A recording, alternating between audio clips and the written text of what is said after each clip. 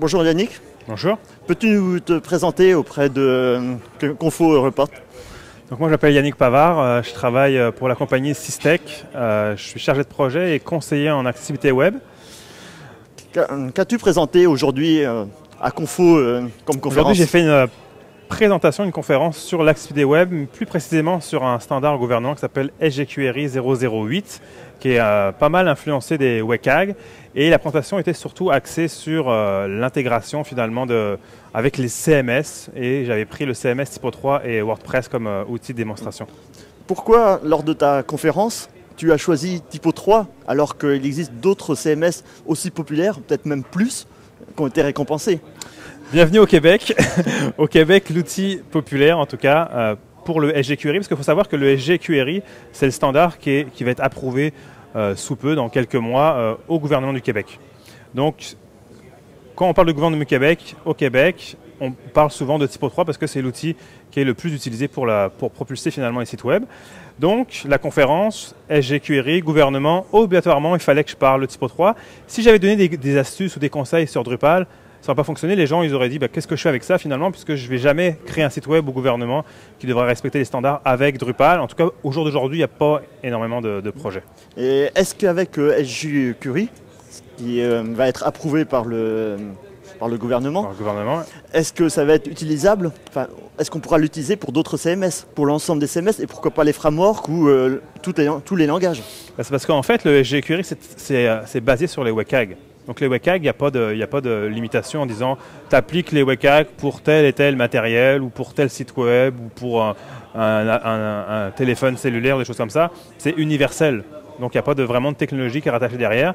Là, on les applique. La présentation que j'ai faite, c'est finalement pour expliquer avec Typo 3 et WordPress, mais j'aurais pu faire la même chose sur Drupal ou sur un framework. J'aurais pu finalement retrouver les mêmes exemples. D'accord. Et en niveau accessibilité, donc c'est de plus en plus utilisé avec tout ce qui est mobile, tout ce qui est web. Est-ce que ça va être utilisable sur les tablettes graphiques, sur les téléphones mobiles comme iPhone, Android ou les nouveaux supports? Il faut savoir en fait que comme le standard est en cours d'approbation, il y a des experts qui lisent les standards bien sûr avant qu'ils soient approuvés. Donc là on est comme une version finale. Puis il y a déjà des gens qui font des remarques.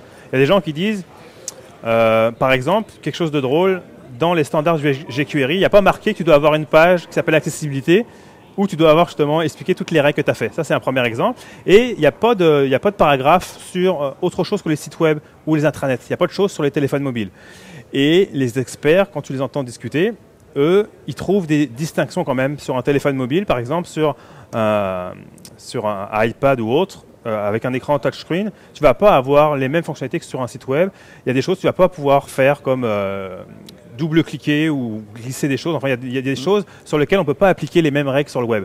Donc j'imagine que dans un futur peut-être proche ou lointain, le SGQRI va sûrement rajouter des nouveaux paragraphes pour du matériel comme les tablettes graphiques ou les téléphones, parce que pour l'instant, il y a encore des choses qu'on n'est pas capable de réaliser de la même manière techniquement. Et ce phénomène comme le zoom avec 2 doigts, ça c'est déjà en vigueur ou c'est en prévision? Pour l'instant, au gouvernement, on s'entend, c'est gouvernemental. Ils font des sites web, c'est déjà bien qu'ils fassent des sites web pour la population. Ils ne sont pas encore à créer des versions mobiles, donc ce n'est pas dans les discussions au niveau du gouvernement. Ils ne se posent pas encore ces questions. Déjà, ils veulent des sites accessibles, inversement des intranets, puis ça va être développé déjà sur peut-être 2 ou 3 années. Donc après, peut-être qu'ils vont rééditer un nouveau guide qui va vraiment être spécifique sur les téléphones, si on doit offrir à la clientèle finalement des solutions qui seront accessibles uniquement sur des téléphones cellulaires.